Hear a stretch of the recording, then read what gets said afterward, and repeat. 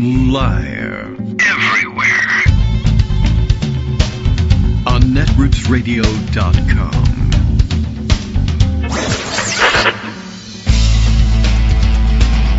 David Waldman. Kagro. In the morning. Now, here's David Waldman. Hey, good morning, everybody. How you doing? It's Thursday, December 4th, 2025. Time to get this whole thing started once again. December 4th. 5 months until Star Wars Day. I don't know. The 4th doesn't really bring a whole lot to mind necessarily, but what can I tell you? We're well underway in December.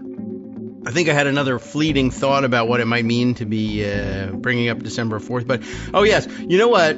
I actually remember now that I posted in the morning, kickoff post that we are at the midway point now of the 30 days that the so-called Department of Justice has to so-called release the so-called Epstein files in order to comply with the law that was actually passed via discharge petition. And we're going to get back around to that topic because it all could be happening again. And so we're halfway there, and we get to see whether this thing is actually really effective or not. I have my doubts about whether or not the Justice Department is going to release something that satisfies those who came together to pass this legislation, much less, of course, the president who signed the legislation into law. Not that his signature was necessary for it, by the way. But at any rate, yeah, so the halfway point comes along now, and a couple of members who drove this thing, a bipartisan, bicameral group, have written to Pam Bondi to demand that they get a briefing by this Friday on, well, how's that going? Which, actually I can sort of sympathize with Bondi on all of this if she really didn't want to, participate in this meeting or this briefing. Like, I don't know how it's going. I have 30 days to do this. Let me just do it instead of be briefing you about how I'm doing with doing it. But the fact is that they are probably suspicious of whether she's actually doing anything at all. And so am I. So let's see what they get in terms of briefing. They could blow off the briefing, and we still wouldn't quite know whether they're going to comply with the law or not. We won't know that until about December 19th, I think it was November 19th that the bill was enacted into law with the president's signature. 30 days. It's easy because November has 30 days, so we don't even have to screw around with that extra one floating day to figure out whether it's the 20th or not. And I think that falls in the middle of the week. I might as well just check the calendar while I have it handy. December 19th is a Friday. So great for a Friday news dump. Maybe that had something to do with the timing of the signing of the bill. Well, I'll sign it on that would be too strategic, of course, for Trump. But if it happened to work out very well, sign it on a Friday so that 30 days later, although, is that possible? No, that's not even possible because it would fall at the end, in the middle of the week. But at any rate, 30 days, as it happens, works out for a Friday. Great for a Friday news dump. And we may see what's going on. Speaking of news dumps, this place is a dump, and I'm going to talk about the news. And Greg Dworkin is here to do it. There's plenty of other things happening today. There's all sorts of breaking news. There's all sorts of continuing news that we really have to pay some attention to. There's some long-term, short-term, and really long-term. I see that the news is breaking this morning that says that a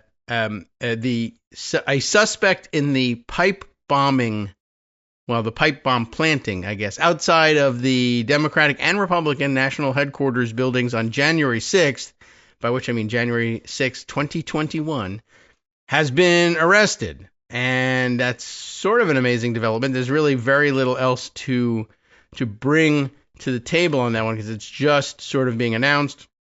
I did find it interesting, though, that there was all these details about how the bomber was dressed, and that they had these incredible details about the shoes, the sneakers, the Nike, whatever, Air Pro, so with all sorts of description of the sneakers. I'm just saying that on the FBI television shows on TV, the deep state FBI, with unlimited funding, I guess, and unlimited personnel, you see them give me a list of everybody who bought that shoe in size whatever between these dates, and then they would suddenly find the bomber. But I guess it actually takes about 5 years to run through that list because it was a very popular shoe. All right, Greg Dworkin is here, and because we're doing throwback stories, we'll do the throwback fanfare, and why not? And if he decides to throw the fanfare back at us, we do have it in reverse. So we did experiment with that. Good morning, Greg. How are you? Good morning. That scared me. I was turned up way high. I wasn't expecting it.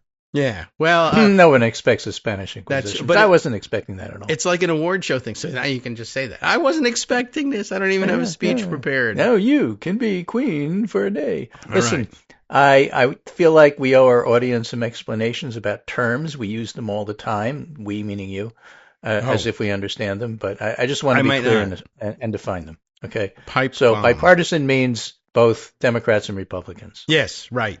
Bicameral means both the House and the Senate. Yes. By God means that whoever said that is from West Virginia. I just want everybody to understand that, so that if we happen to throw the terms around, people will know what we mean. Yeah, I guess we don't say bicameral enough. And if you're it's not as good a word as gubernatorial, but it's pretty darn close. I like it. That's a nice one. Cameral. Also, I'm reminded that Bernie Sanders is enamored of saying that things are tripartisan when they include him, or I guess Angus King. Yeah, and if you say bicameral to Chuck Schumer, he'll elbow you out of the way in case you were talking about a camera. Right. Look out. And not a camera, not a camel, nothing. Yeah. Okay. So listen, I have to start with some politics. The things I really want to talk about are Pete Hic and Mike Johnson today. So those are throwback stories. Let me go get some booze. We have to cover them. There's more revelations there.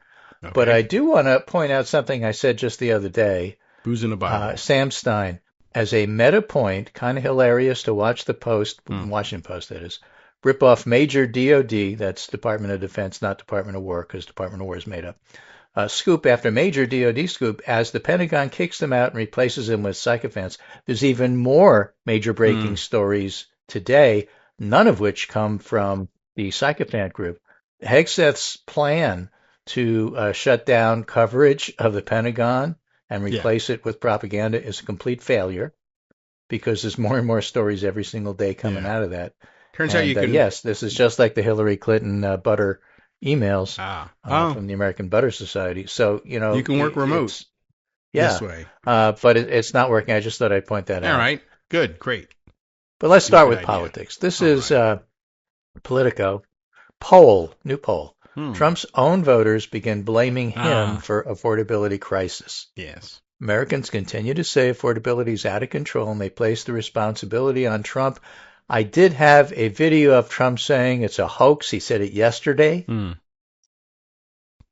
Okay, and this struck me. I don't know how it struck you, but it struck me right in the head. The same way as reading about one of the reasons why the Affordable Care Act compromise, it doesn't exist, because Republicans refuse to even consider compromising on this, because just like they thought abortion wasn't a big deal and it'll go away, they think that the Affordable Care Act is bad, and so people upset about premiums, it's all going to go away. You don't have to worry about it. It's not a big deal.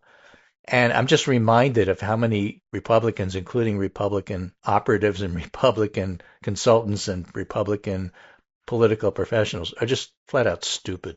I guess so. I mean, I don't know. I don't know what they think that the huge increase in your health insurance premiums will be lost among the huge increases in your grocery bill and utility bills.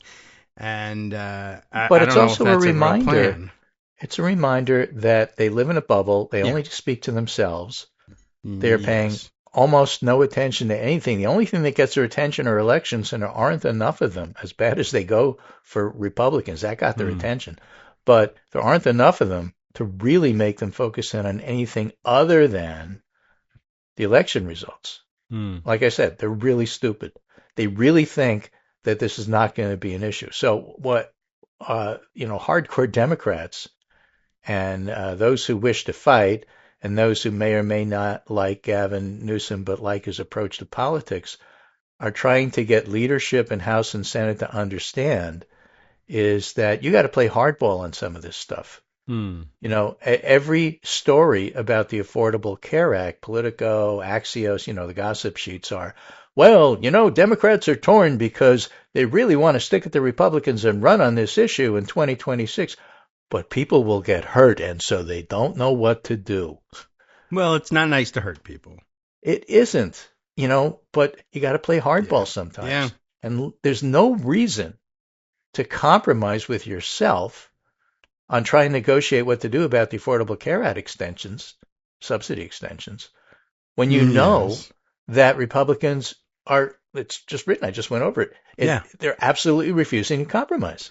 And that being the case, play frickin' hardball and say, you know what? Well, most of the people getting hurt are going to be Republicans. That's on you.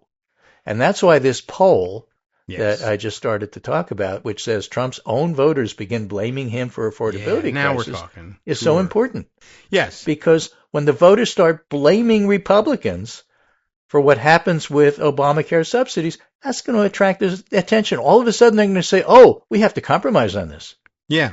You know, I mean, I don't know whether there was this thinking going on, but it will look like there was great strategic thinking if, at this point, Democrats actually take this advantage and press it. We were waiting for the polling to say that Trump's voters were actually waking up to what was going on. And that once they were admitting it to themselves, I would press the point with them.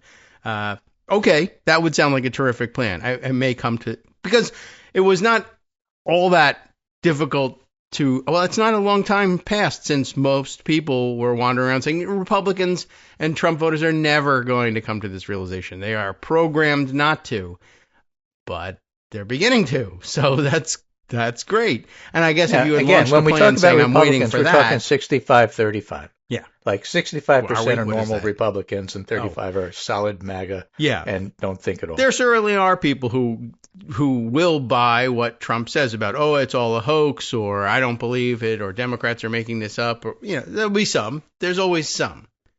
The point is they don't have a great number to play with, and any amount of them. I mean, that's really the bottom line. They can do whatever they want, but they're going to lose. Let's just do that then.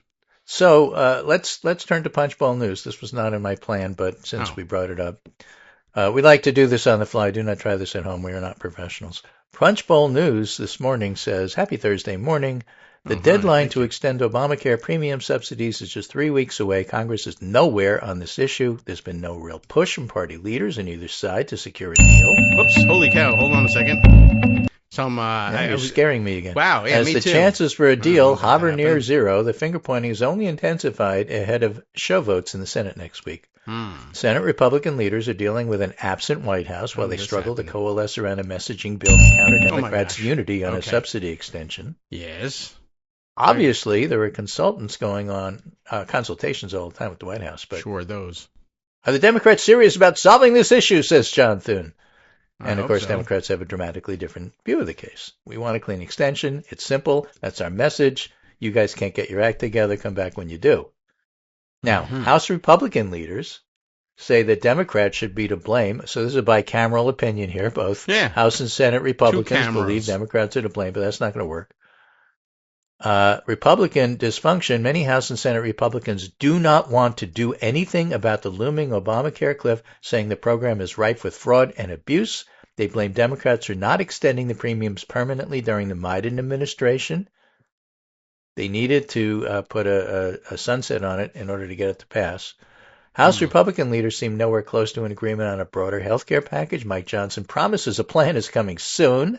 He's just not sure when. Oh, all right. But there's a December 31st deadline. Today is December 4th. I just thought I'd point that out. Yeah, in the Senate, Republicans are trying. Well, of course, don't forget, and this is going to be part of the story we'll probably handle after the break, Mike Johnson closed the House down for 2 months. Yeah. Could have been working on this. Could have been working on this. Senate Republicans lack consensus on any bill. The GOP resistance to doing anything puts Democratic leaders in a corner somewhat. It doesn't make political sense for Democrats to offer concessions when they don't think Republicans or Trump can pass anything. And that plays directly into their 2026 argument, Republicans can't or won't govern effectively. and also a feeling among key Democrats that changes to the program are unworkable because it's too late. But this bare-knuckled approach doesn't do anything for the millions of Americans about to be hit with a big price hike. Yeah, we understand that. And so we'll blame it on Republicans, and the public will accept that, and Republicans will lose. And I'm sorry that people have to suffer, but it's Republicans blocking it, and that just needs to be made clear, and that's not difficult. Yeah.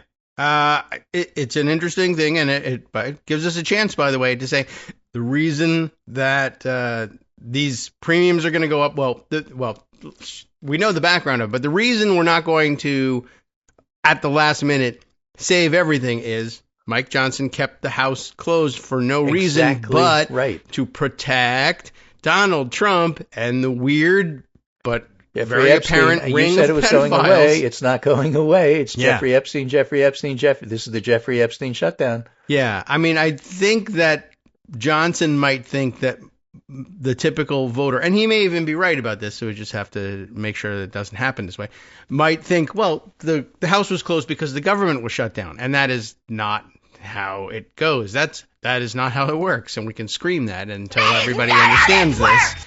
But the House... Not how any of this works. The House and Senate... The Senate opened. They came back around. The House could have come back at any time. They don't get affected by government shutdowns in that way. They are essential emergency personnel. After all, who else would vote the government back open? It makes logical sense. But, yeah, the real fact of it is that you won't have healthcare premiums in time for January because Jeffrey Epstein. This was the Jeffrey Epstein play. That is weird. That guy's been dead for a long time. How is he blocking my healthcare? Well, let me tell you. So Representatives Josh Gottheimer, Democrat, New Jersey, and Jen Kiggins, Republican, Virginia, that's Virginia 02, if I'm not mistaken, are leading a bipartisan House group unveiling a new framework this morning. All right. You'll notice I didn't tell you what district Josh Gottheimer is from because I don't know. I just pay special attention to Virginia because we love people in Virginia. It's expected to call for a one-year extension of the enhanced premium tax credits with several changes, including cracking down on fraud and a second year of aid for premiums with larger-scale reforms, plus pay for options as well. House members have met with several senators. Therefore, it's not only bipartisan, it's bicameral, including Cassidy, Collins, Murkowski, and Maggie Hassan from New Hampshire. Meanwhile, Brian Fitzpatrick is on the verge of dropping his own compromise bill, and House Republican centrists in particular feel pressure to show they're fighting for something. The problem for deal makers is nobody can agree on anything, essentially, is what this thing says. Well, that's rough for deal makers. Right. So all of that being said, this poll that people blame Trump for affordability is hugely important. About half, 46%, say the cost of living in the U.S. is the worst they can remember, a view held by 37% of 2024 Trump voters. Yeah. Americans also say that the affordability crisis is Trump's responsibility. It's a hoax. 46% say it's his economy and his administration is responsible for the costs they struggle with. Okay. So they're right. This small warning, but it's one that Republicans need to understand, is that to hold the House in 2026 is going to be an all-hands-on-deck effort. GOP strategist Ford O'Connell said after the Tennessee election, where it was a 9-point Republican win in a 22-point district. Yes. We know all of that. But Trump, after campaigning against Joe Biden, inherited the economy he spent months attacking. Both parties were anticipating the moment when voters begin to turn their blame to the new incumbent. It's here. Okay. That's what the article said. Hello. It's here. So while that's happening, Politico also says it's not just Politico's poll flashing warning signs about affordability for Trump and the GOP. During a closed-door briefing with House Republicans yesterday, top Trump pollster Tony Fabrizio said Tuesday's special election in Tennessee was closer than they would have liked because Republicans weren't talking enough about affordability. Good luck with that. Trump again described affordability as a con job yesterday. On the other hand, for his serious supporters, there's also plenty of video of him saying, I will be the affordability president. So if they decide they need to pivot on that immediately, they do have stuff to quote. I'm for it. I'm against it. I'm for it is one thing. Yeah. But Trump turning to the camera and saying, you people are stupid is something else. And that's the one that's going to be in the campaign ads. It's a con job. Yeah, I'm the one paying for the groceries. How the hell do you know? Right, everyone knows he doesn't pay for anything. Right. So he's got no experience with this idea of where the politics are right now, essentially, what I'm saying here is that this is the end of the MAGA era. It's starting. Oh, hallelujah. People are seeing it. And this is not 1,000-year Reich. Okay. And people see the crumbling. 1 year is enough. And some of them are retiring. Some of them are running away from it. This is Nathan Gonzalez. I think he used to work with Stu Rothenberg. I think that's where I first saw his name. But he's writing for Roll Call. It's beginning to look like a traditional midterm election. Now, that's not a downgrade of Democrats' chances. It's an upgrade. With an unpopular president, Democratic overperformances are par for the course. Yes. And goes on to say, and that's what you can expect, and that's normal. Well, that's fine. I like it that it's normal. This is David Lurie writing in Public Notice. Republicans in the era of late Trumpism, the end is in sight, and it's not pretty for the GOP. And, talks about all the things that are going wrong with people deserting like Marjorie Taylor Greene, the Epstein fiasco, and the whole development left many Trump cultists in a quandary, but not Greene. With her intuitive understanding of extremist trends, it helps to be an extremist to know an extremist. She saw it as a great opportunity to get ahead of the imminent crack-up of the cult she had ridden to political success. Greene loudly broke with Trump and presented herself as a warrior for the rights of Epstein's victims, knowing the end result would be labeled a traitor, but she didn't stop there. She not only emerged as a heretic to the Trump cult, but also to GOP orthodoxy by becoming one of the most surprising advocates for government-run health care. Now, Greene had been a staunch opponent of the Affordable Care Act and declared during her first House campaign she wanted to see Obamacare repealed in its entirety. More recently, she supported the deep cuts in Medicaid in the big, beautiful bill. But in October, in the midst of a government shutdown, and by the way, a reminder, the ACA is now supported by a supermajority of voters. But in October, in the midst of the government shutdown, caused by the GOP's refusal to even negotiate over an extension of the enhanced tax credits, Greene declared she had begun listening to her constituents and now favored extending the tax credits. For ACA. What do you know? Until recently, such an about-face by a darling of the Republican right would have been as unbelievable as Greene's confrontation of Trump over Epstein. After all, staunch opposition to the ACA has been at the center of Republican ideology since the Tea Party era. And again, just an aside, I'm not counting, but the number of times I've already mentioned Epstein without dealing with a specific Epstein story, but I'll get to that, gives you an idea of how salient the Epstein story remains, whether it's in the headlines or not. While the emerging vision of Greene, as well as her fellow extremists, is far from small government republicanism, it does not reflect a turn toward moderation. During a recent CNN appearance, she advocated for platforming neo-Nazi Nick Fuentes and repeated some of her favorite anti-Semitic conspiracy theories. I mean, she still is who she is. Don't get me wrong. We just applaud when she tries to take down Mike Johnson because that's good, but it's not like we support her. No. So as Trump hold weakens, populist extremists like Greene will increasingly advocate for a form of fascist National Socialism where big government is accepted as long as its beneficence flows only to white Christian Americans. If so, they will be on a collision course with traditional Republicans, not to mention the majority of Americans. Yes. Right. You certainly, under no circumstances, will have to hand it to her. She will make it easy to remember. She's a wacko, and she's got a lot of people in her district that don't want to pay extra money. That's not hard to understand. Right. If you want to see MAGA people squirm, to make a long story short, watch how they react to Marjorie Taylor Greene. If you want to see establishment Republicans squirm, watch Bill Cassidy and others, John Barrasso, medical doctors who happen to be in Congress, react to Robert F. Kennedy's dismantling of the vaccine system. There's another doctor that I messed up yesterday. None of this is popular with voters, is the point. Right. Okay. Well, understandable. And by the way, I mean, all the flood of news only covers up the continued efforts. On any other day, it would be front page news every day, what's going on at HHS. They're just, turning everything you know about how to take care of your own healthcare and vaccinate and avoid diseases that have been effectively eliminated in the United States for a long time on its head. And, well, I don't know. Thank God most of us have been vaccinated already, but it's really rather amazing. And every day there's a new one set up to fall. And all because this guy, Robert F. Kennedy Jr., where the hell did this guy come from? All right. We're saddled. Well, he's a grifter and a liar, but only because the grifter and liar in chief appointed him as such. Right. And now people like Cassidy voted for him, so they own this whole debacle. And again, that's one of the reasons why the Senate is in play.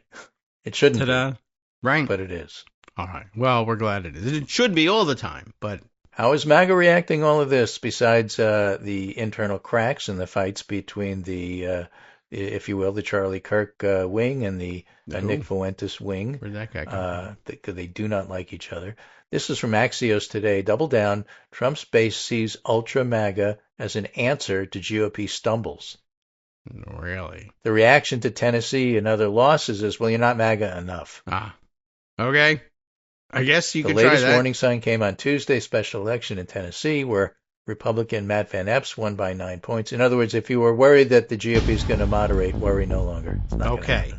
And that's why there will not be a compromise on the Affordable Care Act in time to save the GOP from their own voters. That's right. All right. Well, yeah, never fall for the premise that Marjorie Taylor Greene has changed anything. It's interesting that they finally decided to arrest her for the pipe bombing now that she's resigning. It was not her, as it turns out. Lots of conspiracy theories about the pipe bomber, and that's always been my favorite one, but never been true.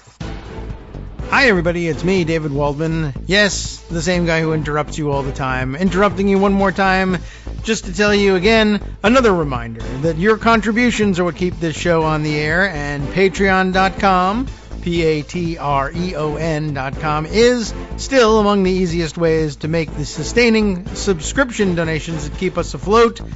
Are you ready for the pep talk about how our Patreon campaign is still going strong and growing? Well, too bad. Yeah, the plain fact is we actually are headed in the wrong direction, and whereas we once had about 175 monthly patrons, we're now actually down below 150. Time to recruit some more. Not exactly the kind of news I wanted to share, but there it is. For those of you in a position to support the show, Patreon.com does make it easy to make those secure, recurring monthly contributions to do so. Patreon.com/KagroX gets you straight to our donation page. We've been through a lot together. The worst of the pandemic, we hope. The worst of the insurrection, we hope. So go ahead and treat yourself. You don't need an excuse. Give yourself the gift of a little something you enjoy in life. Support the show. And of course, if you happen to prefer using PayPal or even the Square Cash app, we're up and running on those options too. So thanks again, everyone, for all your support. We couldn't, or at least shouldn't, do it without you. Hope you'll be on board soon too. Thanks for all your support. All right, welcome back, everyone, to the Kagro in the Morning Show here on Netroots Radio. There's so much more news, and it's all interconnected, and that's really kind of the point. You can't tell often where one story ends and another begins, because the repercussions and ripple effects of every one of these stories affects every other one. If you have a finger to the wind, which you're supposed to have. I know it's like stereotypically bad thing to say about people, but politicians are supposed to be looking out for where are my voters and what do they want me to do, and how will they react if I do X but not Y, or Y but not X. Well, let me invoke an older name. All right. A friend of yours and mine, Chuck Todd. He's so old. You may remember Chuck Todd once upon a time was moderator of Meet the Press. He has a blog now. Oh, good for him. He describes himself. That's pretty ironic, right? Yeah. But he describes himself Stupid as moderator of Meet the Press, even though no longer. Yeah. But he said something interesting which caught my attention because I think he's right. And he invoked a politician from the past by the name of Haley Barbour. Haley Barbour. Wow. Okay. Yeah. Haley Barbour at one point, I think, wasn't he head of the RNC or something? I know he was a Southern governor. Yeah, Missouri. But he's a very colorful character. Yeah. And one of his quotable lines that Chuck Todd was using, which I think applies to the moment and is absolutely true, is Barbour said, in politics, the good gets better and the bad gets worse. Okay. And what he meant is sometimes things just, snowball, a little at it, like, who is it? John Steinbeck, I forget. One of the great literary figures described going broke as a little bit at a time and then all at once. Oh. Okay. That one I'm Hemingway, Ernest Hemingway. So, all right. The name I'm familiar with. The quote. In any case, yes. The bad gets worse when things start to go south. They start to go south, and part of the reason is the setup we did in the first half hour. When you start losing elections and you start losing at the polls, everything that you did to try to hold your coalition together that worked suddenly doesn't work. Yeah, that's really what the meaning for right now is. And here's an example. And we covered this story yesterday because I thought it was important, but now all of a sudden, this is everywhere. This is Wall Street Journal exclusive. Trump ally Elise Stefanik attacks Speaker Johnson's leadership. Yeah. An interview, New York lawmaker says Johnson's losing control of House Republicans. There's a quote, I believe that the majority of Republicans would vote for nude leadership. It's that widespread. Nude leadership. There's not going to be a technical term I forget, a call to vacate the chair. Oh, okay. A motion to vacate. Is that what it is? Whatever it is, it's not going to be one of those. Oh, yeah. Well, they're tired of those. They know those are disastrous. They will do anything to avoid that. Right. The only reason there won't be one is because they don't have an alternative. Yeah. It's like the Affordable Care Act. Well, why didn't you come up with an alternative? Because we can't agree on it. Well, why don't you get rid of Mike Johnson? Well, who's going to take his place? Jim Jordan? Nobody agrees on it. Steve Scalise? I don't think so. That would be an interesting experiment. Nobody can agree. Point. Right. So he's there for the moment. The comments came Tuesday night as Stefanik was publicly sparring with Johnson over a legislative provision she wanted included in the annual defense policy bill. On Wednesday morning, Stefanik said she had a productive discussion with Johnson and Trump that a provision would be added to the bill. Johnson struck a conciliatory tone, but that didn't last all that long. But in the Journal interview, Stefanik painted Johnson standing with Republicans as in a state of collapse. Johnson's conciliatory, then he gets up and he reads a story about his leadership in a state of collapse. Now, this is the most critical Stefanik, 41 years old, has been at Johnson since the Louisiana congressman rose to the speakership. And there was a great line here. She discounted Johnson's closeness to Trump and argued the president's the leader of Republicans. He doesn't need Mike Johnson. Yeah. And they asked for a response, and I have to find out which of the 19 stories about this it was in. It may not have been in this one. But Stefanik got a response from, or at least the reporters got a response from Johnson's office that basically said she's really... She owes us. We gave her a fake job in a fake office, and this is how she responds. Right. Yeah. Does everybody remember the fake office? Remember, Elise Stefanik was originally, she was nominated to be UN ambassador, was it? And then the margin in the House, and there's another ripple effect of the slim margins in the House, were such that they said, all right, you better not actually resign and leave the House. Stay where you are so that we can maintain control of the House. And then eventually they withdrew her nomination entirely, but she had already resigned her leadership position in preparation for this new job, and they had to create someone else took it, was elected to it, and then they had to, I don't want to turn around and go back to the House unless I'm part of the leadership. So they, made up a job and gave it to her. So how easy would it be to kick her out of that job? They don't need anybody in that job. It's not a real job. It's criticized. It wasn't in the Wall Street Journal piece. It was in the New York Times piece, same topic, also published yesterday. Mr. Johnson declined to comment as well, but a senior Republican congressional aide who spoke on the condition of anonymity for fear of prolonging an intra-party feud said that after Mr. Johnson had provided Ms. Stefanik with office space and a budget for what the aide described as, quote, a fake job and a fake title, end quote, he would have expected her to be more gracious. Yeah, well, you know how they expect focus on that word gracious, because where I'm going with this is the next comment from Steve Morris, how come he's covering Democratic governance and governors in his newsletter, his little blurb on Twitter. And here's his quote: "There's an interesting and growing subplot that female Republicans are increasingly noticing and getting frustrated by gender double standards in their party's leadership, but can't really explicitly say it for fear of being dismissed as woke. I recognize it a lot from the conservative women I grew up around. There's this funny tension of decidedly not feeling at home among liberal feminism, but also aware that conservative men get things they don't." Yeah. Well, you're woke. Right. And then Lauren Boebert, there was another quote that that flew by, something along the lines of, "I congratulate whoever got reappointed to this committee. This is a job I really would have liked," et cetera, et cetera. And it's just highlighting that, the men get the positions, the women don't. And it's a BFD. And then this is Punchbowl News. Why Elise Stefanik went to war with Mike Johnson.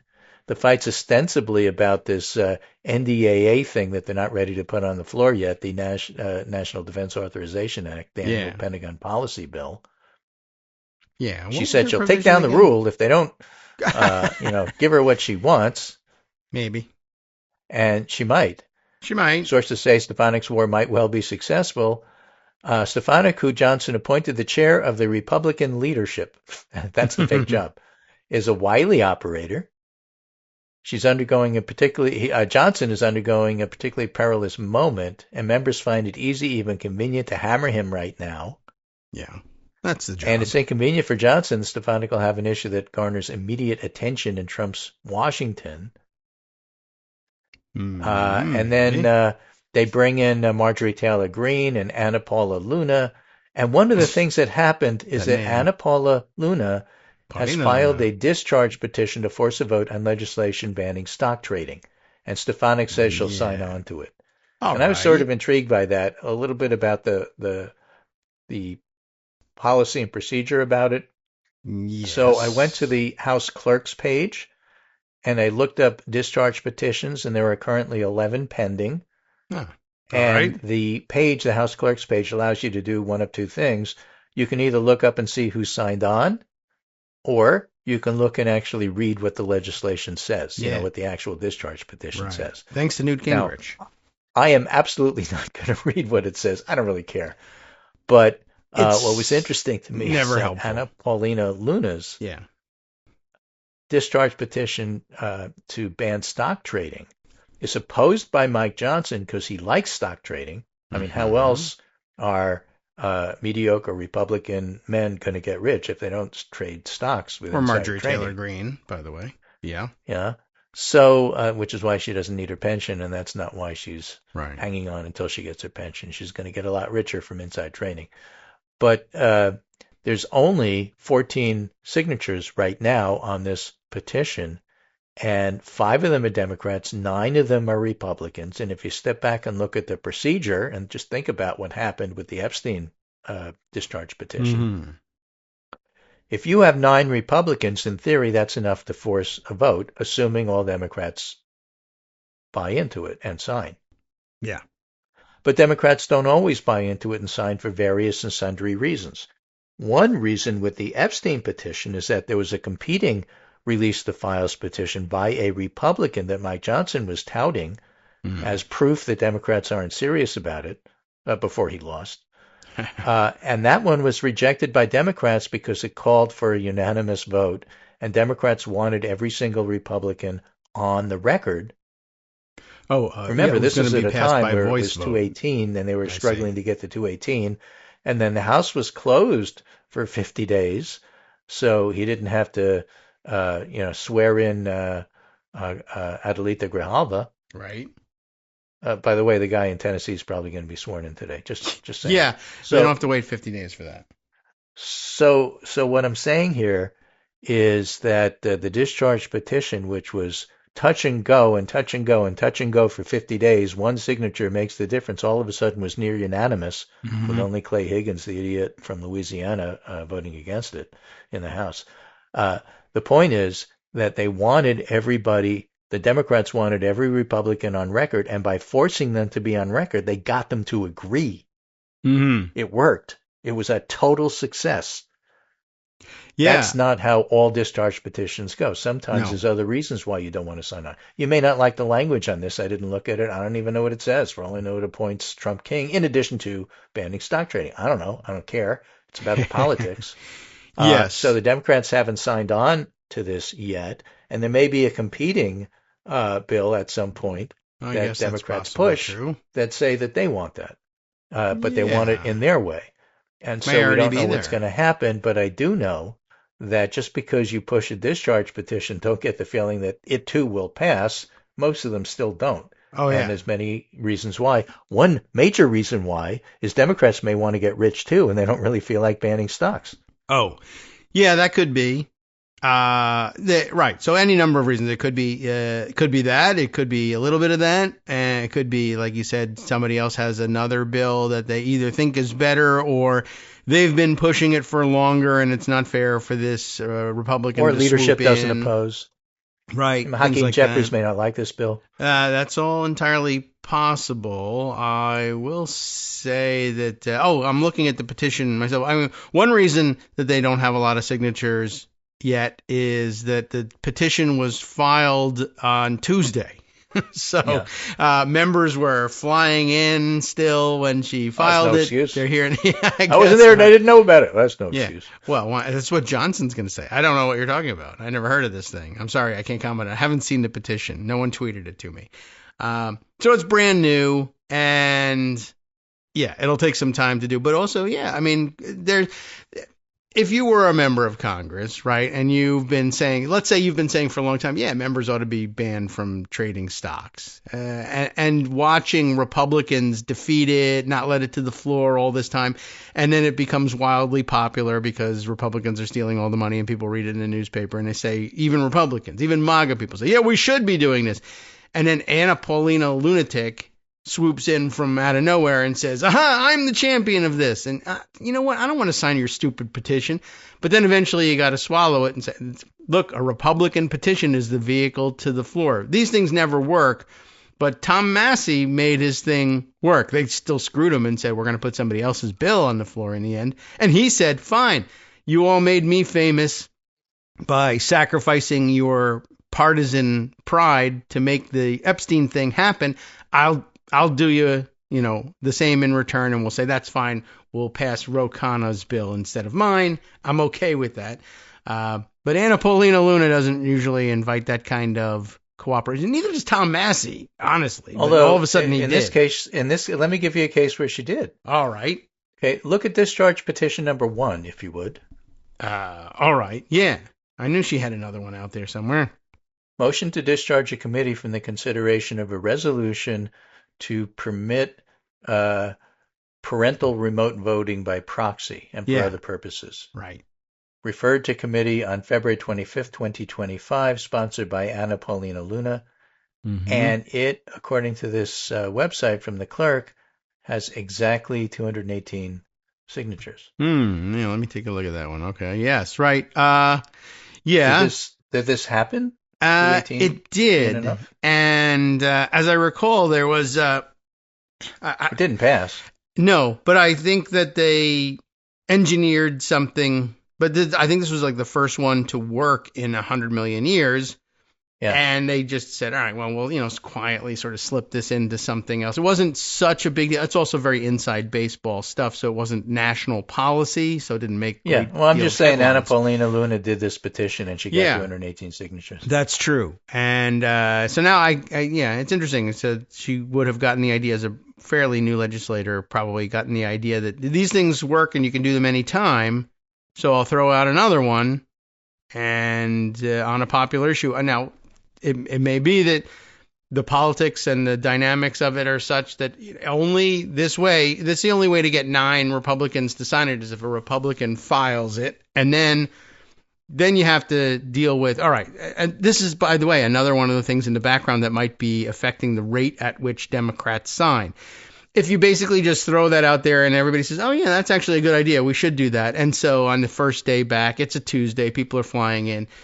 They read in the newspaper on their way on the plane, or read on their phone, which they're supposed to have turned off during takeoff and landing, that there is this petition. And so, 60 of them say, I'm going to make my way to the floor, and when I'm there for a vote, I'm going to sign a petition while I'm there, and I'm going to talk to my friends about it, right? If they do it this way, and then there's 60, and then there's 180 votes on there, and now there's almost 200 signatures on there, that's when you start to see the leadership saying to the 9 Republicans, hey, we're in danger of passing this thing, and they start twisting arms. If all the Democrats show up at once and everybody throws all their signatures on there and there's nothing they can do to stop the wave, that's also a different dynamic. They don't have time to go twist arms, and it may very well be that the Democrats are coordinating their signature plan. And how can we do this to give them the least amount of time to react to a flood of Democratic signatures to force a vote on this? Maybe. And that's an angle not covered in the regular stories about this, and that's why you listen to the show. Ta-da. At least that's why I do. Yeah. Okay. Right. I mean, this is important. I mean, you can't put this in every story, but you really should. But you should. I wish there was a way to use dynamic links in these newspapers to say, well, we've covered the politics. Well, that's why they're a blog. And procedure before. Yeah, right. Here's a link to how it works and why I explained it. Instead, they do things like President Donald J. Trump link said today that he opposed the Affordable Care Act link. Right. Yeah. No, I remember at one point you had this thing called Congress Matters, and you covered stuff like this. Right. And we did. Yeah, it matters. It does matter. Axios says today, Johnson is also confronting an unusual uptick in discharge petitions, a direct challenge to his control of the House floor. Anna Paulina Luna moved to file her discharge petition on banning members of Congress trading stocks. It's already picking up a wide swath of GOP support. If you call, ideologically, yes. Numbers, right. Not yet. Right. Right. These things and are Mike Johnson told Punchbowl News he believes members should be able to own stock. Yeah. I mean, but that, by the way, good trick there too, right? What's the ban? Trading stock. Well, I believe we should. Well, it does say stock trading and ownership. That's true. And that may be one of the problems in getting signatures. Like you can own it, but you can't trade it while you're a congressman. I'm a fully grown congressman right now, but my grandpa gave me 1 share of Apple stock for my bar mitzvah, and I still have it. Right. Now, whatever. So Axios goes on to say Johnson isn't currently facing a motion to vacate, but the escalating public criticism is a troubling sign for the 2-term speaker. Well, duh. Yes. Yes. Now, normally no, but for him, yes. And also only yes because that's how he got the speakership. So it's always going to be a problem. So remember I told you that Sam Stein was noticing how all these Department of Defense stories are leaking. Today's big Wall Street headline, and Wall Street Journal is doing just as good a job without being at these press, propaganda things as the Washington Post is doing. Hegseth asked top admiral to resign after months of discord. Relationship between Pentagon chief and military leader had been deteriorating since Trump's inauguration. Oh, is this the Southcom? Yeah, according to 2 Pentagon officials, Hegseth asked Admiral Alvin Holsey to step down, a de facto ouster that was the culmination of months of discord. It began days after Trump's inauguration and intensified months later when Holsey had initial concerns about the legality of lethal strikes on alleged drug boats in the Caribbean, according to former officials aware of the discussions. Not long after, Hegseth announced Holsey would be retiring. Hegseth's move, which hasn't been previously reported, sheds new light on a brewing controversy over the legality of the military's campaign in the Caribbean and raises questions over whether service members with concerns about the attacks are being listened to. While Hegseth has dismissed a number of high-ranking military leaders since taking over the Pentagon, the ouster of a commander during a military operation was an extraordinary move, lawmakers and experts note. Having Holsey leave at this particular moment at the height of what the Pentagon considers to be the central action in our hemisphere is shocking. Yes. Says Todd Robinson, who served as Assistant Secretary for International Narcotics and Law Enforcement Affairs until January. The Pentagon spokesman declined to comment.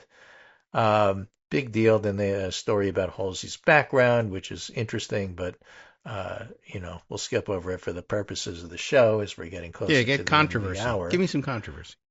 Holsey, who declined to be interviewed, hasn't publicly explained his decision. He's continued to issue statements in broad support of the military campaign.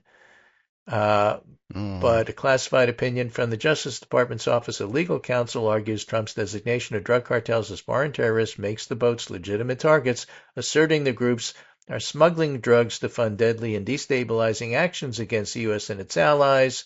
It also asserts U.S. military personnel involved in the strikes are acting lawfully and won't be subject to further prosecution or future prosecution, according to people who have read it. But, of course, that's what they say. We haven't read it ourselves. I remember when Bill Barr explained what was in, reports the executive summary from Mueller. Yeah, it exonerates him. Sure, exactly, and that's what Hegseth said about the Signalgate report from the Inspector General. It exonerates him, even though it said you put everybody at risk. Yes, but it didn't say I did anything illegal, therefore I'm okay. I may have killed our fellow soldiers with my incompetence, but it didn't say I didn't do anything illegal, and therefore, I'm okay. Yeah. I don't know if that was the province of the report to make a decision like that. And I don't think it says it wasn't illegal. It doesn't get him out of hot water either. Nobody has charged him with anything, and they won't because Trump will just dismiss those charges. He's pardoning people left and right, by the way, still, which is really weird for the beginning of a term, but another story. So I love the way the story ends in the Wall Street Journal. And a goodbye message to sailors and Marines aboard the amphibious assault ship USS Iwo Jima. No, Iwo Jima. Where did that come from? Okay, I think we know that one. Yeah, we're playing with it. Sure. Deployed to the Caribbean. Holsey exhorted them to sail strong, be bold, and strike Southcom out. And while he was there, Hegseth announced yet another attack on the vessel, killing 2 people. That's how the story ends. Wow. Yeah, okay. Right in the middle of it. That is a big deal. Yeah. And according to this story, shortly after taking over Southern Command, and this is the pull quote, Hegseth told Admiral Holsey, and I quote, "You're either on the team or you're not. When you get an order, you move out fast and you don't ask questions." Move out. Don't ask questions. I'm from the National Guard, Admiral.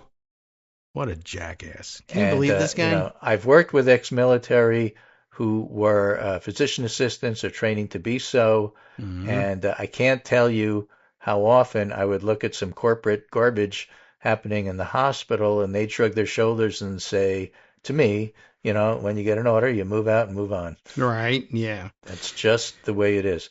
So Hegseth is pulling this, but that doesn't apply to illegal orders. Yeah, right. This That's corporate the background order says kill your patients. For discussing the whole big picture here with Hegseth. He has this Inspector General report from Signalgate essentially saying that he put other service members at risk with his incompetent and irresponsible and risky behavior. That was super dumb. By using non-secure channels. Yes. And he'll probably skate by because he'll do the typical MAGA thing of, I'm not the problem, you're the problem, you suck, you're all fired, I'm going to have my own people in here, doing this, whether it's military or people who report on the press. And Trump supports me and therefore go suck eggs. And that's his approach. That's the MAGA approach to all scandals. And that may work for a while because Republicans have a little backbone. But as we saw, you start losing elections, all of a sudden you start gaining a backbone somehow. Right. What happened in Tennessee is that Tennessee voters elected for Republicans to have a backbone. Yeah. I guess so. 9 points. I don't know if it's going to come to the House with Van Epps or whatever his name is, but they got to find one somewhere. And their version of getting a backbone is, very wishy-washy as it is. It's things like Trump saying, I don't know, I wouldn't have ordered a second strike. Yeah, that sort of thing. So, again, he may skate with that, but the fallout over the war crimes is a much bigger deal. So again, this is Washington Post. Remember, these folks are banned from covering this directly from the Pentagon. They can't go into the building. And they're full of quotes from people from the military and the Pentagon. Yeah, people keep leaving the building, and then they ask them questions on the way out. They're doing exit polling. Right. Watchdog finds Hegseth violated Pentagon protocol in Signal Gate affair. The Inspector General centers on Defense Secretary Pete Hicseth's use of the unclassified commercial messaging app to share highly sensitive U.S. attack plans. We know about that one. The only reason it wasn't worse is because the Atlantic editor, Jeffrey Goldberg, was far more responsible than Hegseth. He didn't talk about it until days after the strike. Right. And they have no Yemeni editor. Also Washington Post. Yeah. Also today. Also from quotes from the Pentagon and the military. Republicans begin to tighten the screws on Hegseth's Pentagon. Admiral Frank Bradley is set to meet with lawmakers today to discuss the boat strike he oversaw that killed 11 people, including 2 who died in a follow-up attack. As exasperation among Republicans over the lack of transparency grows, Admiral Bradley is set to meet with lawmakers today. He oversaw the mission and is expected to tell them that he considered the survivors viable targets, not shipwrecked defenseless mariners. Most of the legal people said, yeah, that won't fly. Yeah. Been there, done that, see World War II. Okay. There was this weird idea. I mean, this is the only thing that can possibly radio logged, iPhones, and therefore we're going to call in strikes against us. Yeah, they looked like they were going to call for boats to come and pick them up and also take away the cocaine that was still floating in the water, even though their own reports about what they were doing and why says you have to, attack the boats. It's not about the cargo. I think Marco Rubio had said this earlier, because the cartels write off the cargo as a loss, but you got to stop the trade there. So all sorts of contradictions about what they're saying. It's just not going to fly from a legal point of view. I can't. All right. It's the only thing they can possibly say. But yeah, they have to say it. Right. Yeah, that's going to be their. They're going to. They were trying to continue. They were actively trying to continue their drug run, is what the admiral was saying, like from the water, like it's a comic book. Must continue drug run. I'm gonna grab some cocaine and start swimming. Come on. Right. So a former defense official, when he takes this approach, this is fake news, and then hits back with some type of troll that only reinforces his biggest liability, which is he's unqualified for the job, said the former official, who, like others, was granted anonymity to discuss sensitive Pentagon dynamics. That just reinforces that he's not serious. So, again, the news has a ton of Pentagon sources reporting on this. Obviously, we'll have to see what happens. But just because it doesn't happen today doesn't mean it won't happen. These guys are in trouble politically. And again, Trump will cut anyone who seems to be besmirching Trump's name, and throw him under the bus if he has to, and Hegseth is no different. All right, welcome back, everyone, to the Kagro in the Morning Show here on Netroots Radio. So much to go on and report with. I was going to say in the closing minutes, but, we wanted to cram in a little extra reportage.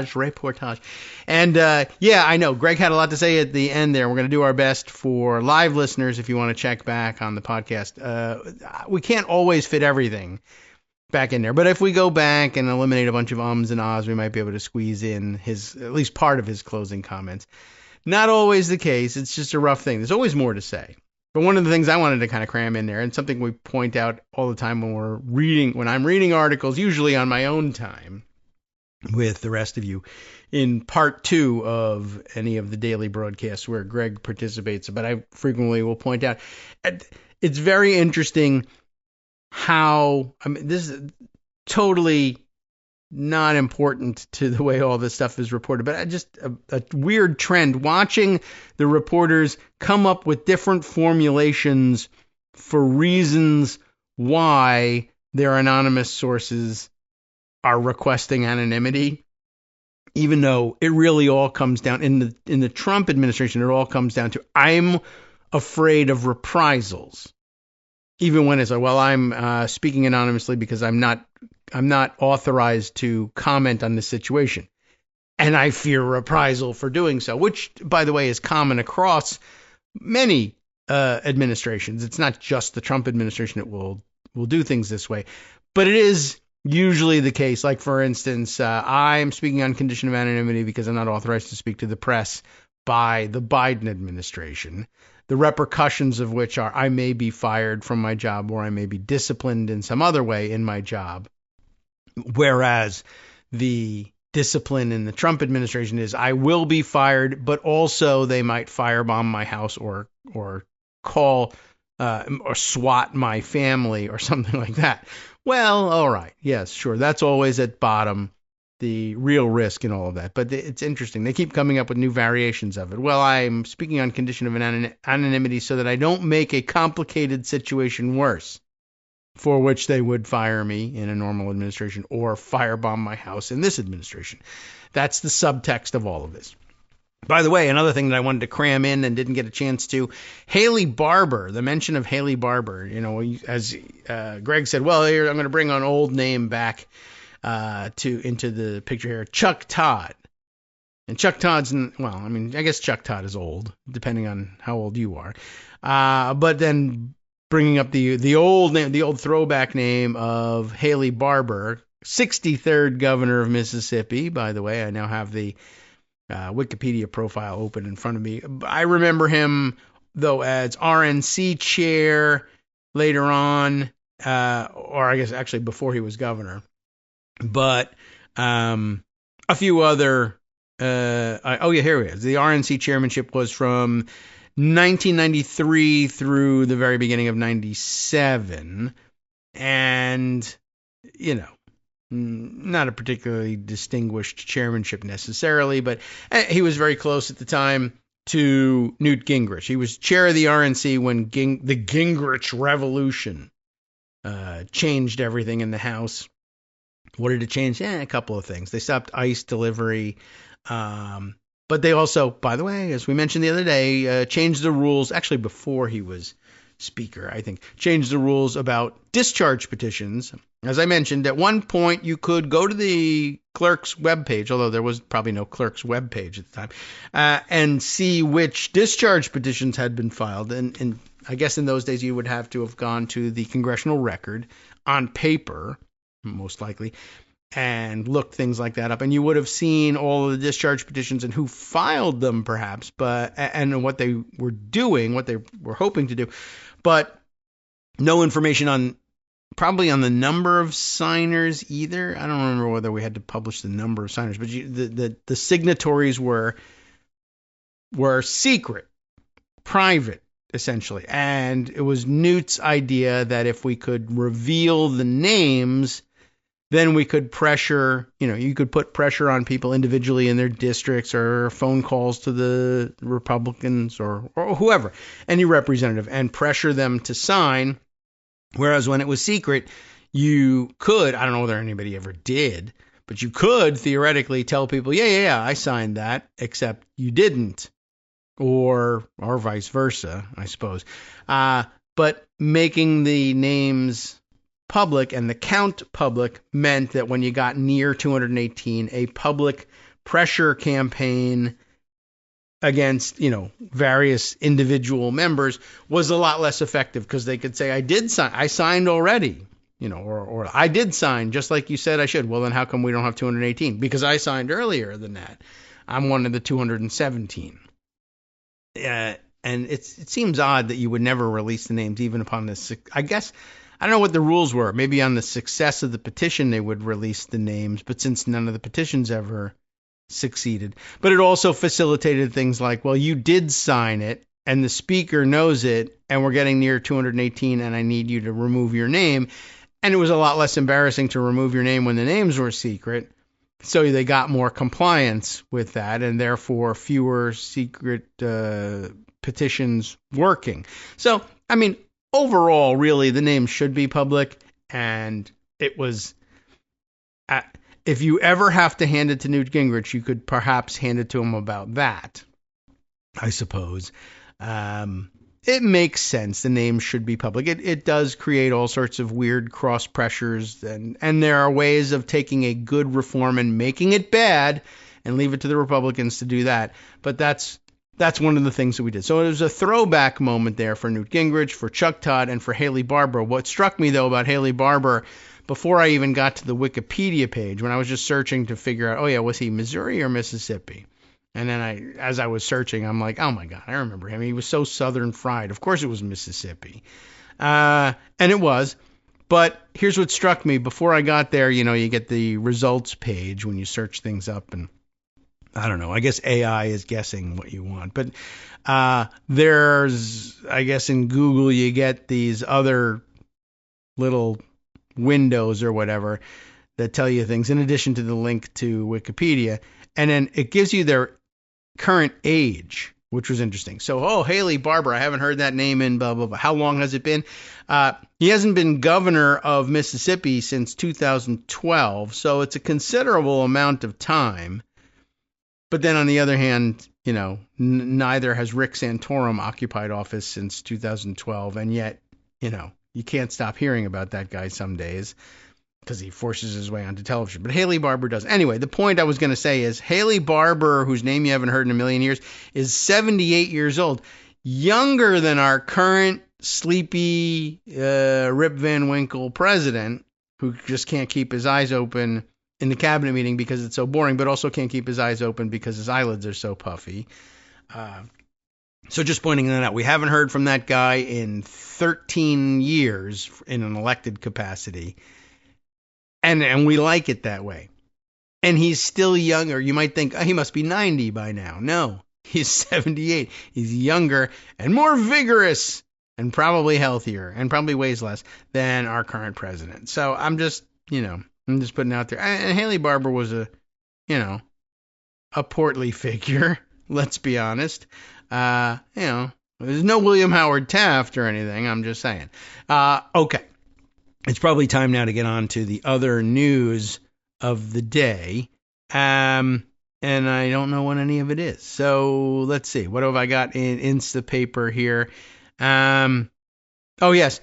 Here, an interesting tidbit of news. When I see there's more breaking news that Greg is sending. So we'll turn around and get to that in just a second. But this small but weird piece of news that I think I first saw on Blue Sky, I think I'm going to say Ben Wittes maybe had said it, but as it turns out, I guess the first reporters to latch onto the story, one of the first reporters is Maria Cabas, who once again finds that once everybody is awakened to the news, it gets printed in the New York Times as one of their own exclusive scoops.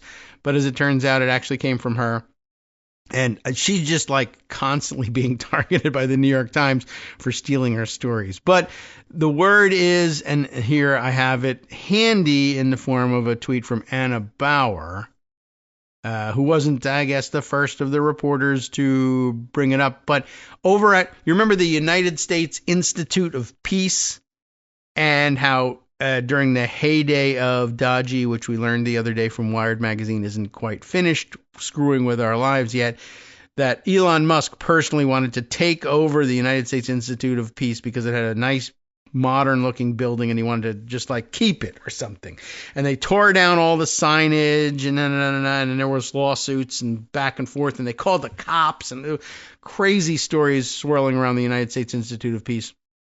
Anyway, I guess they couldn't get the words United States Institute of Peace out from the stonework above the main entrance doorway because it's, chiseled in there. But they could add more lettering to that. And they're not chiseling it in because that's expensive. So instead they added some bolt-on lettering. Somebody somewhere yesterday just decided to hang up the sign that says Donald J. Trump on the building right over it. So and now it says here that the Department of State says on X that this morning the State Department renamed the former Institute of Peace to reflect the greatest deal maker in our nation's history. Welcome to the Donald J. Trump Institute of Peace. The best is yet to come. I can't believe it. So I wonder if is that a Guilfoyle acolyte who wrote that thing up. Remember, she's the ambassador to Greece, so she's working within the State Department. So there you go. Very interesting, very weird, very unexplained, except that Donald Trump loves to put his name on buildings. The letters are not gold, though, which leads me to question whether somebody should get fired here. But anyway, that's happening. It's a real thing. No one knows why. But, Trump loves putting his name on things, and this might be part of his play for, ridiculous play for Nobel Prizes. Meanwhile, by the way, I guess it's actually good news probably for world peace in the long run. The peace deal that was supposed to exist or be coming to fruition to settle the Ukraine-Russia war, that is to say, to force Ukraine to surrender in the Ukraine-Russia war, has fallen apart because it never had any substance, and also because Vladimir Putin was absolutely 100% playing Donald Trump and just basically saying these are he dictated the terms of the peace deal, and then got Witkoff to put them on the table, and then the world said that's ridiculous, and then Putin said that's okay, I didn't even want peace anyway. No, I reject this terrible peace deal, not for altruistic reasons necessarily, but because he wants to F with the rest of us. All right, let's see. What else did Greg send on here that he wanted us to make a point of? Okay. Well, McFarland News on Twitter telling us the latest development in the pipe bomb suspect situation, and I'm waiting for the computer to decide how to open that, and it's twirling and twirling, always twirling towards the story. Scott McFarland says, per multiple sources speaking with CBS News, and I would love to read you the rest of this sentence, but there's a bouncing speech balloon in front of it that says, ask Grok to explain this post, or click to dismiss. Well, I'd like to dismiss it, but guess what? It's analyzing the post anyway. When it said click to dismiss, it meant click the little X in the corner, which is confusing because the name of the platform is X, to get rid of it. But instead, here we go. I'm curious, I guess, what the explanation of the post is going to be, because it was pretty clear to me. Per multiple sources speaking with CBS News, the person arrested for the January 6th Capitol pipe bomb case is a man from Virginia. And I don't know, I'm from Virginia, and it's not me, but there you go. It's a man from Virginia. Now, there's more. Let's see. January 6th pipe bomb case suspect is expected to appear in D.C. federal court today, and we expect the Justice Department news conference as well. Let's see. Steve Baker has alleged it is a woman. It says Mary Patterson in response. I don't know what to tell you. Okay. Look, whatever it is, we'll see whether there's any additional information. Oh, also, somebody else says, by the way, December 31st, 2024, headline from last year, Virginia man had largest homemade bomb stockpile in FBI history, prosecutors say. An informant said Brad K. Spafford used photographs of President Joe Biden for target practice. Okay, very interesting. And basically the question being, do you think that their guy knew this guy, or maybe is that guy for that matter? Anyway, I just thought that was, now I'm interested in, what's the explanation? Like, what does Grok add to the picture? So here we go. Per multiple sources speaking with CBS News, the guy's from Virginia. Grok says, well, the post by CBS News correspondent Scott McFarland reveals that the arrest of a Virginia man as the prime suspect in placing pipe bombs near DNC and RNC headquarters on January 5th, 2021, citing multiple sources. This development ends a 4-year FBI manhunt involving an extensive video analysis and a $500,000 reward amid widespread speculation and conspiracy claims about the suspect's identity and motives. All right, this is actually a nice summary of some of the background of the story, I guess, but since we already knew it, I just didn't need any, interpretation from AI about this, but it forced me to have it. Didn't force me to read it to you. In fact, there's one more bullet point I'm just going to skip entirely. How do I get rid of it? Well, I'll tell you what. I could just close X entirely, and that just makes me feel better all around. Now, there was something else as well. Let's see. From Tom Winter, also on X, breaking NBC News. Brian Cole is the person the FBI has in custody and whom they believe left the pipe bombs in D.C., according to 2 senior law enforcement officials briefed on the matter.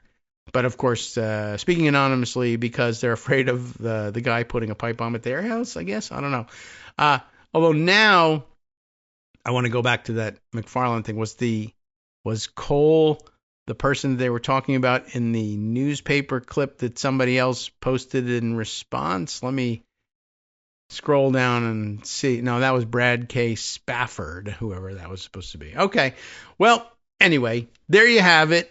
That's the news. Should I click on this thing and open up Tom Winters' thing? Nah, I think we got it. Well, just keep an eye on it. And tomorrow, being Friday, we can double back on it if there's any more information to add to the picture. It's a murky one, to say the least. All right, let's see. So, about the peace deal, which was never really supposed to actually happen, but is currently collapsing, the Daily Beast had a story that was then posted around on Blue Sky. Mike Jensen, who I don't know, made an interesting comment about it. Let me open up his Blue Sky post. And I bring his post along because he mentions a term that I think we mentioned just the other day. And I am not certain that we... well, I mean, we mentioned it, and it was a new one by my reckoning. And now this guy makes mention of it, along with this Daily Beast story. Now, the Daily Beast's post about its story says, Donald Trump made an embarrassing admission about peace talks with Russia's Vladimir Putin after they ended yet again in failure.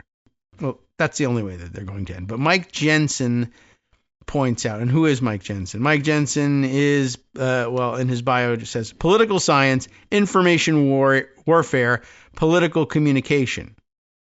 Presumably these are all things that he studies and writes about rather than actually does. Like, he may do political science, but I don't do the information warfare. I talk about it, but other people are the ones doing it. I describe it. Mike Jensen says, Trump says he doesn't understand how talks with Russia failed. Well, 1, Witkoff has a track record of getting things wrong. That's one problem. 2, they are in over their heads and fail to understand how the terms of negotiation are this is the terminology we mentioned the other day when we read some expert and said, oh, you're all talking about active measures and such things, and here's a new term for you if you want to sound sophisticated. So Jensen says they fail to understand how the terms of negotiation are a reflexive control operation designed to divide the U.S. from its allies. And it now occurs to me, I forget the definition that was provided to us about what is reflexive control. But I do remember them saying this is the term you really got to watch out for, reflexive control operations. So now that makes me want to read the Daily Beast piece, which I think we can do via Instapaper, and I'm going to give it a try and cross fingers that, nope, it's not going to work. But regardless, I'm going to read you the headline and what I can of the piece. Trump humiliated again by Putin with peace talks collapse. With peace talks collapse, I guess. When I was going to say when peace talks collapse, but all right. This is David Gardner, chief national correspondent for the Daily Beast, whose piece is subheadlined, One of America's Biggest Allies said everyone knew the Russian leader wasn't serious about peace. So, like, duh, basically, is what we're being told here. And how much of this opening paragraph can we read? Donald Trump made an embarrassing admission about peace talks with Russia's Vladimir Putin after they ended yet again in failure. I don't know what the Kremlin is doing, which is sort of an embarrassing admission. No one ever really does, but normally they say the Kremlin's a bit of a mystery. You know, they hide the ball all the time. And there was that other guy the other day who kept saying, hide the salami, which is not what they're hiding. But I don't know. He just didn't really. I hope a friend of his got to him at some point, whoever that was. I can't remember what that story was, but I just remember laughing out loud. And I'm sorry if I embarrassed you, sir, but you're probably not listening to the podcast. But hopefully a friend told you, no. Hide the ball is what you're thinking of. Anyway, I don't know what the Kremlin is doing. The 79-year-old president told reporters in the Oval Office the day after his special envoy, very special, envoy, Steve Witkoff and son-in-law Jared Kushner had what Trump called a, quote, reasonably good meeting with the Russian dictator to negotiate an end to his illegal war in Ukraine. All right, so, that was kind of interesting. Also, let's see. Oh, here's some additional info here, also coming in late-breaking fashion. Scott's got something for us. Reflexive control from Wikipedia. Okay, thanks. Yeah, that's a good idea. Maybe I should open that up and read it. Well, let's hope it works. Here we go. Reflexive control. But first, by the way, a good reminder. I know everything pops up all the time. Do support Wikipedia, right? There was just Giving Tuesday on Tuesday, and I said nothing about it for anybody, but you should be giving people money or something. But Wikipedia is among them. And I got to get on the ball with that one too. All right. Reflexive control is control someone has over their opponent's decisions by imposing on them assumptions that change the way they act. I need an example, which is a good idea. Like if you're explaining the laws of combat, for instance, don't kill shipwrecked survivors. Okay. I understand that. Methods of reflexive control are widely used in a variety of fields: advertising, public relations, military art, interesting, etc.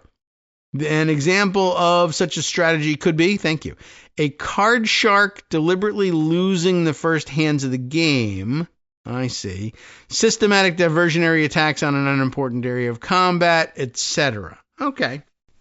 I think I understand that. Can't remember offhand which. I bet I could find it in my archive, though. And it probably wouldn't take all that long to find. But it was one, a Substack type expert article that we decided to throw in there that made that mention. Okay, so basically what they're saying here is the Daily Beast says, Vladimir Putin gave his guy K, right? Kirill. What was his last name? I can't remember anymore. Now I really do need to go to the archives. This purported peace plan, knowing that he would bring it to Witkoff, and that Witkoff is a dumbass and just would think that anything that he got from the Russians was trustworthy. And you totally should carry it back to the president and, make that the basis of negotiations, and he does this knowing that in the end, as soon as the Americans announce this thing and buy into it, we'll say, no, we were never interested in that as a proposal, even though it was all their wish list. It doesn't make any particular sense. So it would fool somebody who doesn't know how to deal with Russians. I don't know how to deal with Russians, right? If they had given me this wish list, and I said, I know it's your wish list. It doesn't make any sense for us to propose this as a peace deal because it screws the Ukrainians, but I'm for screwing the Ukrainians. So I will present this as, this is what Russia wants, and because we're on the side of Russia, we're for this too, and maybe we can pressure the world into accepting it, only to have the rug be pulled out from under me. And it would work on me because I would say, why would the Russians give me their wish list and I agree to their wish list and they still say no? I don't know, but they do. And somebody who has more experience in foreign policy would probably have recognized, tread lightly, be careful here. Although probably, in the first instance, I suppose it's possible I would say, well, I'm not going to present this proposal as a peace plan because it came from the Russians and I don't trust them. So, I probably wouldn't have stepped in that trap to begin with, but I guess it's always possible. All right. Well, I guess that tells us a little bit about what could happen here. and why it's happening and why it's embarrassing to Donald Trump. But everything is basically embarrassing to Donald Trump. All right, interestingly, the archives, it didn't want to let me scroll down much past the last day or two. So we'll move on to other information. So let's see. Greg mentioned this concept, and perhaps we can spend a little time on it after the break. But NBC News has a rather extensive piece, and maybe it's a little too extensive for us to deal with just now. But some House Republican women are in open revolt. It says here, open revolt against Speaker Mike Johnson. And I think we may have just made passing reference to the piece, but if you were interested in taking a more in-depth look, I guess I should see whether that was in fact one of the items on Greg's list. If not, I will include it so that everybody can look at it. But yeah, there's a lot of interesting dynamic going on here, and also I saw something the other day that Nancy Mace, crazy as she is, running for governor in South Carolina, has been talking to Marjorie Taylor Greene. Tell me a little bit more about this idea of retiring early. Hi, everybody. It's me, David. Let's change things up from the old fundraising pitch for just a minute and talk instead about how you can be a part of our show. If you've got a smartphone or any other electronic recording device, why not sit down and record a segment for us? Read us an important article and give us your take. Read one of your own original essays, or even just give us your commentary on something you'd like to share that's important to you. Then send the file to me at kagrox@gmail.com, and I'll try and work it into the show.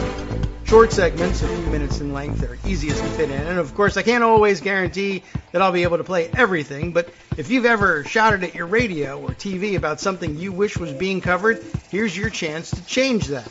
Make the show your own. Send your submissions to me at kagrox@gmail.com. All right, welcome back now to the Kagro in the Morning Show here on Netroots Radio. So, yeah, as it turns out, I'm looking back at the Zoom list that Greg provided. It was a New York Times article.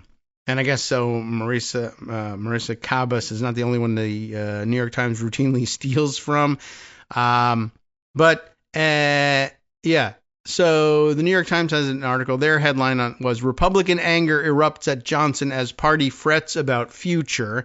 The subheader there says a small group of Gop women have been among the most vocal in raising what their colleagues say is a broader frustration with the speaker. True, and we got the details from that one, and then there was the Axios piece in which we learned more generally that, or I guess maybe more specifically, about the Johnson Stefanik angle. But this headline at Axios, or at least the URL on it, says Mike Johnson, Stefanik, Mace, Nancy Mace, internal revolt. So let's go and see what's going on here, this time with a different source, NBC News. Reporters here are Melanie Zanona and Bridget Bowman, who bring us the piece titled, Some House Republican Women Are in Open Revolt Against Speaker Mike Johnson. Female lawmakers in the House GOP conference have had some high-profile splits with leadership in recent weeks. Some are heading for the exits. How interesting. Some of them, however, like Elise Stefanik, heading for the, I guess among those heading for the exits, but maybe not by choice. But she's headed for the exit before, but then turned around and came back, and then I guess now regrets the decision. What's the reporting tell us? Speaker Mike Johnson is staring down a revolt from Republican House women, or House Republican women, rather. I reversed the order.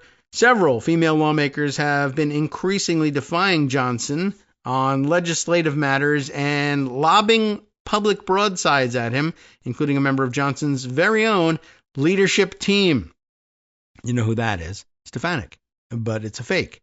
This week alone, Representative Anna Paulina Luna launched a discharge petition to go around Johnson and force a floor vote on a congressional stock trading ban, posting on X that she is, quote, pissed that leadership isn't moving fast enough on the issue while clarifying, I like Mike. Johnson prefers to go through regular order, and there has been an initial hearing on the issue. And yeah, so I don't know whether he's really super opposed to it or not. it makes sense to prefer regular order. Once again, I'll remind you that when you bring things to the floor via discharge petition, the usual procedure now, the usual approach is not to discharge your bill, but to discharge a rule that would govern the debate on your bill, which means that you can, if you want to, preclude all amendments to it. And whereas regular order means that you could, in fact, have members bring amendments to the Rules Committee and ask that they be considered during the floor consideration of the bill. And they might be going around that. Let's see, the discharge petition 11. Oh, interestingly, it says it provides for the bill H.R. 1908 to prohibit stock trading and ownership by members of Congress and their spouses and dependent children and for other purposes. Now, the part that Greg skipped just for the sake of filling in the blanks here while we consider this NBC article. Yes, okay.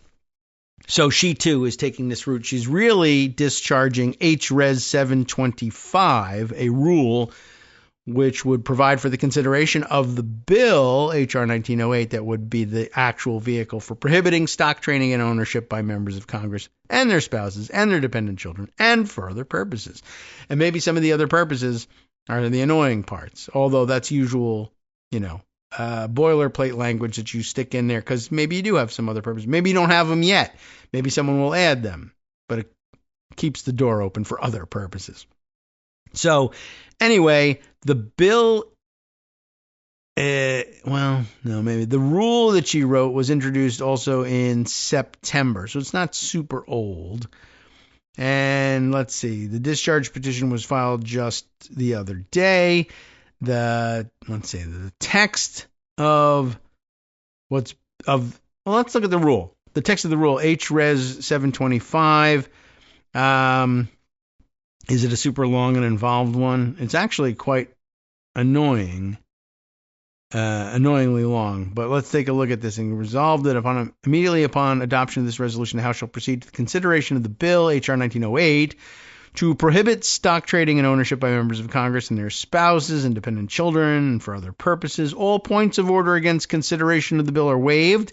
The amendment specified in Section 3 of this resolution shall be considered as adopted. So no separate vote on that. I don't know what it is, but, that's something that regular order fans could be upset about. The bill as amended shall be considered as read. All points of order against provisions of the bill as amended are waived. The previous question shall be considered as ordered on the bill as amended, and on any further amendment thereto to final passage without intervening motion except 1 hour of debate equally divided and controlled by the chair and ranking minority member of the Committee on Financial Services, and 1 motion to recommit. So it's not so far off from regular order so far. Although I guess probably no amendments would be in order. And is Section 3 actually readable? Restrictions on trade and ownership of covered investments. Oh, and so the rule makes a couple of amendments to H.R. 1908 as written. It's interesting, why weren't they in the original bill? She had some thoughts in between the filing of the bill in, September or possibly earlier, and now. So Anna Paulina Luna is having additional thoughts as the process goes on, but the only thoughts that her discharge petition allows be incorporated into the bill itself are her own. There's 430, it's not a full house here, but 430 something other members of Congress who might, under regular order, have something to say about this, but they're precluded from doing so. It's not a great procedure, the discharge petition. All right, so we'll stop at that point and jump back to the NBC News article about what's going on here. So Anna Paulina Luna launched a discharge petition to go around Johnson and force a floor vote. It sounds like a good thing. Yeah, stock trading ban, et cetera, et cetera. Maybe it is a good thing. Maybe it's not. Maybe Johnson is pulling everyone's leg saying, I'd rather have it come to the floor via regular order when, in fact, he would not. Elise Stefanik, of course, chair of the House Republican leadership, which is not a thing. It's not the chair of the House Republican Conference.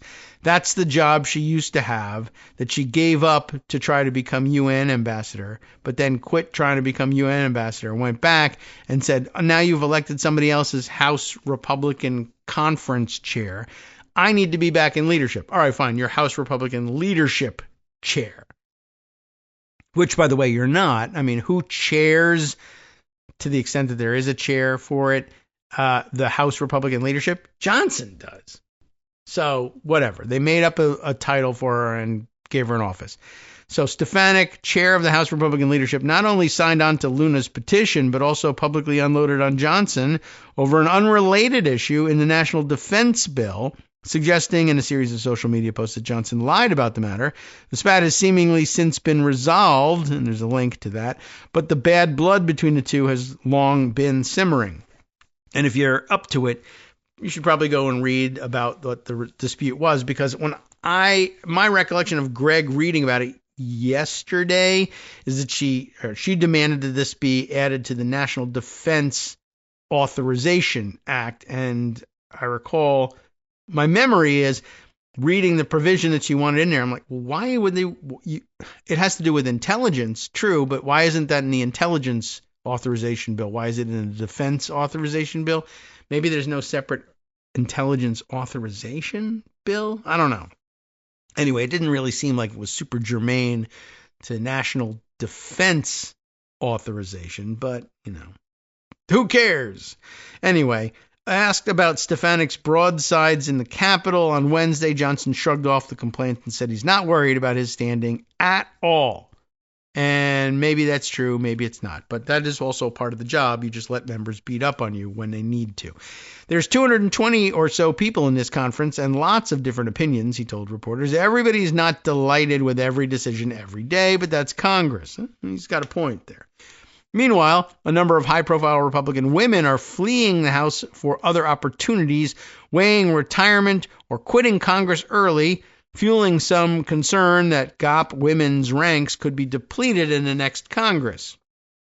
Which is not a look that they really want, of course. Taken together, it's a sign of growing frustration among some House GOP women who have less representation in leadership and hold only a single elected committee gavel. Is that right?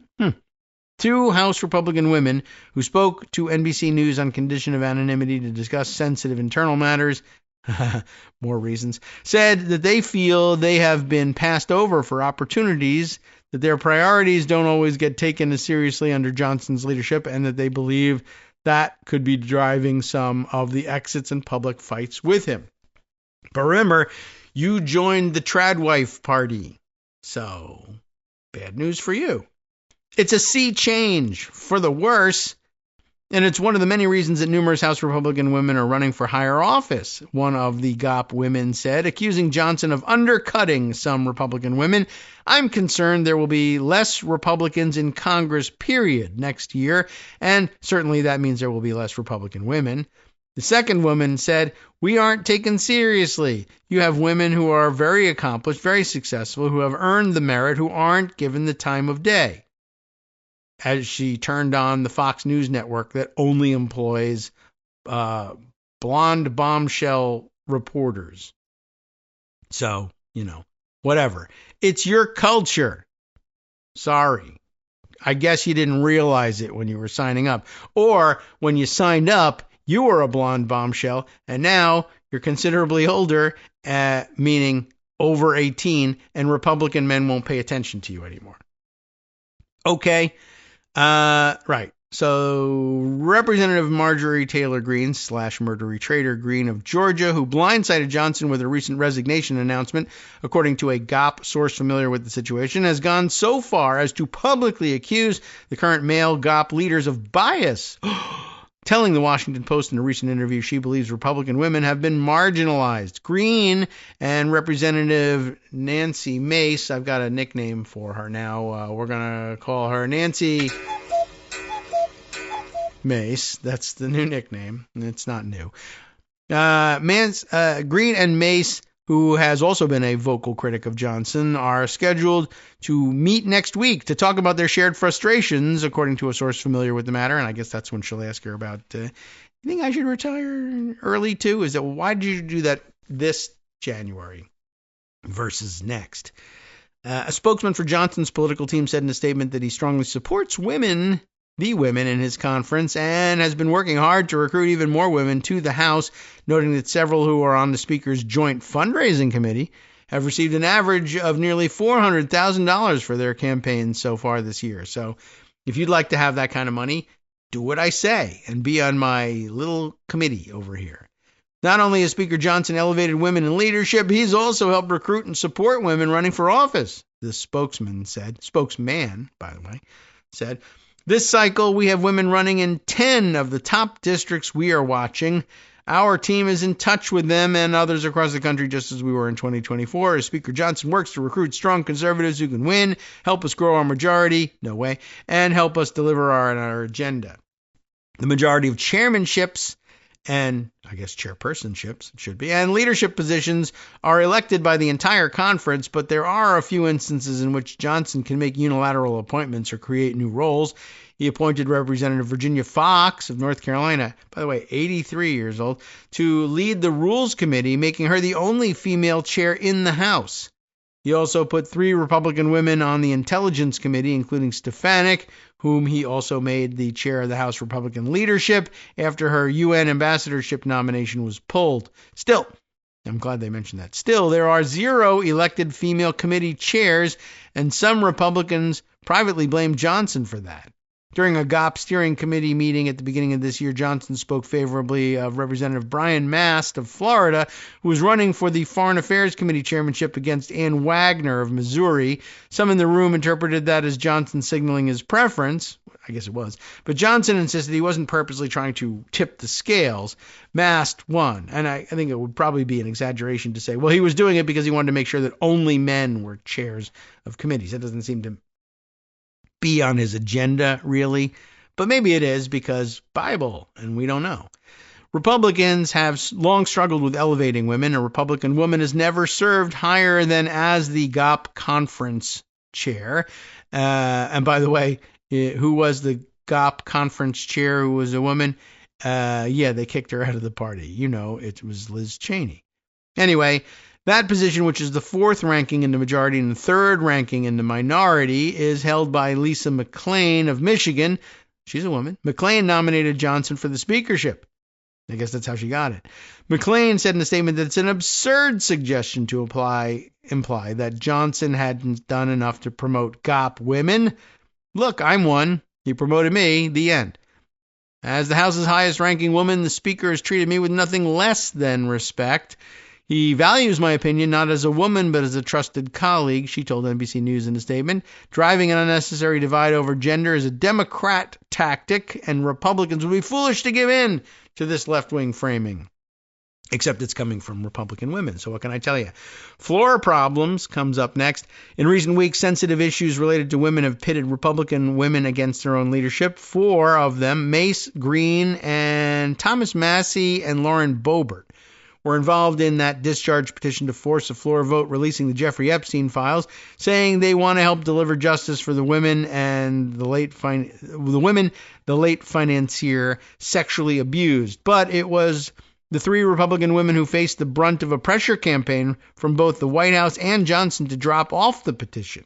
Johnson said he was against the discharge petition because he was concerned about protecting the identities of female victims, although many of them had advocated for the release of the files. The discharge petition ultimately succeeded last month, and when the outcome looked inevitable, President Donald Trump then decided to get behind the issue. It passed with just 1 no vote, and Trump signed it into law. The same month, another divisive issue came to the floor, and it was once again predominantly Republican women who broke ranks with party leadership. And it's now, I guess, time to try to give Anna Paulina Luna credit, to hand it to her for bringing up this stock legislation and filing a discharge petition. But I guess you might ask, why didn't Anna Paulina Luna sign the discharge petition on the Epstein files? And the answer is because she's still pretty Republican, and this break with Johnson doesn't affect that. She's still kind of loony. Mace forced to vote on a resolution to censure fellow GOP Representative Corey Mills of Florida, in part over his alleged misconduct toward women. A judge granted a restraining order that an ex-girlfriend had been seeking, alleging Mills had harassed her and threatened her with blackmail and revenge porn. You know about that. We talked about it on the show. Mills denied it all, vowed to comply with the House ethics probe, and said on the floor, "I believe all the accusations and false things being said will be proven to be absolutely false in many ways. And I have the evidence and receipts, and I look forward to working with them." What else can you say? 8 Republicans voted with Democrats against a GOP motion to kill the resolution, 6 of them women. Mace, Boebert, Green, Luna, Kat Kamek of Florida, and Harriet Hageman, of Wyoming. Mace also wrote a letter to Johnson raising concerns about Mills, but said she never received a response. Johnson has argued that he should let the investigative process play out, as the Ethics Committee has created a sub-panel to probe the allegations against Mills, but some women were disappointed with his response when NBC News pressed them about the accusations at a news conference in October. Johnson called Mills a faithful colleague, and then, growing frustrated with reporters for continuing to ask questions about Mills, suggested they talk about some things that are really serious. Future GOP ranks comes next. The next section, at least 4 GOP women won't return in the next Congress, raising the possibility that the number of House Republican women could actually decline after the 2026 midterms. Green is resigning, Stefanik and Mace are running for governor, and Representative Ashley Hinson of Iowa is running for Senate. Green and Stefanik are prolific fundraisers, and Stefanik in particular has worked to recruit and boost female GOP candidates through her PAC. Hinson has also been seen as a rising star in the party since she flipped a Democratic-held House seat in 2020. That was a banner election cycle for House Republican women, whose ranks more than doubled from a low point of just 13 after the 2018 midterms. There are 33 female Republicans in the House, including 2 non-voting members, compared with 96 Democratic women. The number of GOP women in the House has declined slightly since the record number of 36 in 2023. The departures of these women, particularly in the House, makes returning to or exceeding the record for Republican women in the House more difficult, said Kelly Dittmar, director of research and a scholar at the Center for American Women and Politics at the Eagleton Institute of Politics. While the number of GOP women who are retiring is still relatively small, Dittmar said a single loss is felt that much more because Republican women are already starting at low levels of representation. There's so much we don't know about whether or not this will be a good year for Republicans or Democrats, but certainly from all we know historically, it will take a particularly good year for Republicans and a high level of Republican women running, which were the conditions in 2020, to ensure that you could make up for these losses and maybe even exceed them, I guess, but that's where it ends. She said, candidates are still considering and launching campaigns, so it's not clear yet how many races will include Republican women. Maggie's List, a group that supports GOP women for office, announced on Wednesday it's endorsing 4 additional House candidates, including 2 in Republican-leaning districts. State Representative Shannon Lundgren in Iowa's 2nd, which Hinson is vacating to run for Senate. So it's a wash there. And former Rep. Mayra Flores, who is challenging Democratic Representative Vicente Gonzalez in Texas's 34th district. The group is also backing 3 candidates for governor. I think at this point we can jump out of this story. It's not going to tell us much more about the dynamics inside the House at this point. Interesting, though, and certainly worth our time. But other things are also worth a little bit of examination. And if I can scroll down to find it. Yeah.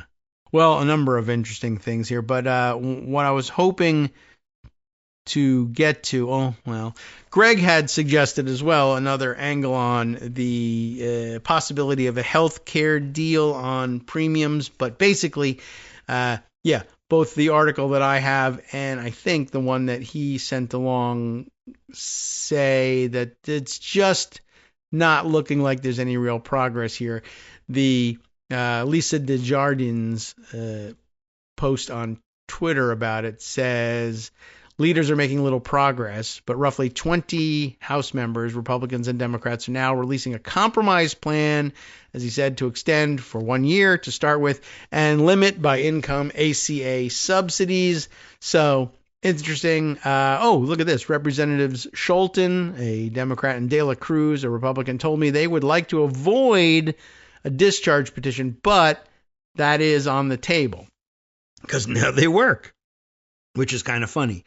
And of course, there's something humorous in seeing a 1 year extension of the ACA subsidies. If that were to come to pass, that would be interesting just because I think that the Democrats offered that at one point, and the Democrats in the Senate who offered it were excoriated for doing so, and the Republicans rejected it anyway. So that's a weird place to start, to say the least.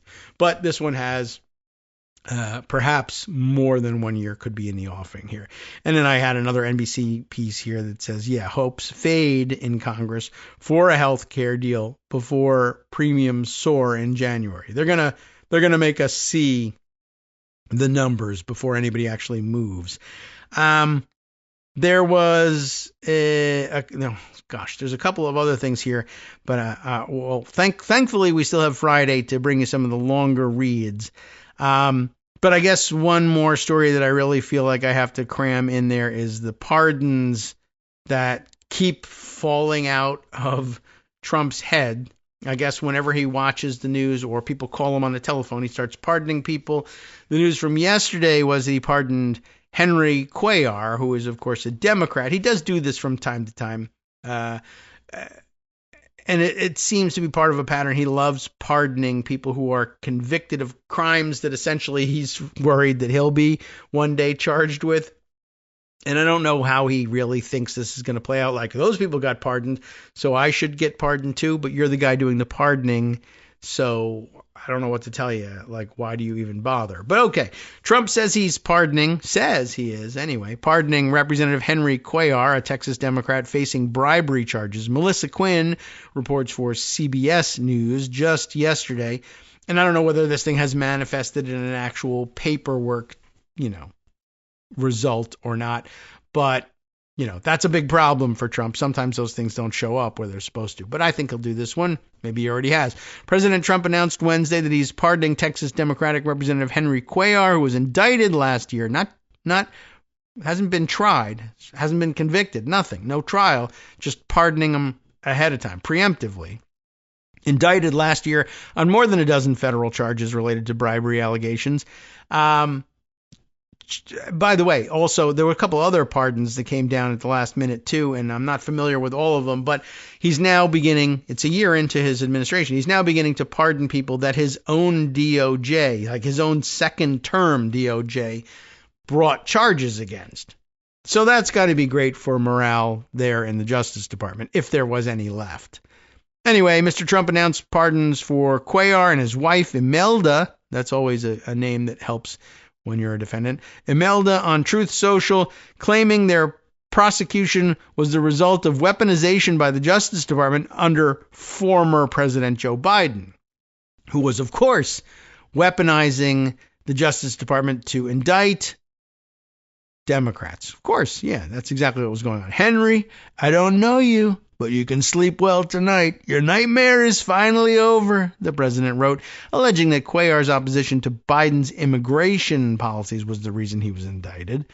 The president wrote that the Texas Democrat bravely spoke out against open borders and the Biden border catastrophe and accused Biden of deliberately targeting the congressman and his wife simply for speaking the truth. Mr. Trump included in his social media post a letter he received from Cuellar's daughters requesting clemency for their parents, and I'm sure also a receipt for the purchase of some Trump coin.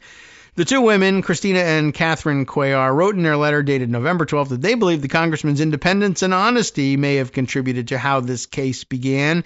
He has never been afraid to speak his mind, but then he got himself indicted. So I guess he did get afraid, and he asked you to write a letter. Especially when it comes to protecting the people of South Texas and securing the border from policies of the previous administration, they told the president. Cuellar's daughters also appeared to reference Mr. Trump's own criminal cases, which they called his challenges. They're smart kids. They know how to work. They're not kids. I'm sure they're responsible adults. And they love their dad. Anyway, they said they prayed for the president and his family because we know that behind the headlines there are real people who hurt, who love, and who still hope for better days. That's very nice and probably true. Mr. Trump faced federal charges. I don't know if you heard about these. In 2 cases brought by former special counsel Jack Smith. They'll both ended after he won the presidency last year. A state prosecution in Georgia related to the 2020 election was also dismissed last week. We haven't really told that story, but I guess you probably anticipated it. The president was convicted on 34 felony counts in New York in June of 2024 and has appealed the conviction. Cuellar thanked Mr. Trump for the pardon and for taking the time to look at the facts. This decision clears the air and lets us move forward for South Texas. This pardon gives us a clean slate. The noise is gone. The work remains. And I intend to meet it head on, he wrote on X. Thank you, Mr. President. God bless you. And God bless the United States of America. Hakeem Jeffries said, interestingly enough, Cuellar is a well-respected member of the House of Representatives, a beloved representative down in Laredo and across South Texas. And in my view, the right outcome has been achieved. That seems to be the most frequent comment given for these preemptive pardons as Trump is throwing them out left and right. People say, well, the right result has been achieved. In last year's indictment, against the Cuellars, federal prosecutors accused them of accepting at least $598,000 in bribes from an oil and gas company owned by the government of Azerbaijan and a Mexican bank. They allege the bribes were laundered in the form of sham consulting contracts through front companies and middlemen into shell companies owned by Imelda Cuellar. Listening to Kagro in the morning. It doesn't sound good. David Waldman. But the show does. Right, Kagro in the morning with David Waldman sounds great. These charges, not so much. All right, well, I think we got enough of that story inserted that we can pass the torch with confidence to Justice Putnam with the West Coast Cookbook and Speakeasy next. What's top on the list for him? Well, I see Gavin Newsom's name in the top, so stay tuned. Find out what's up.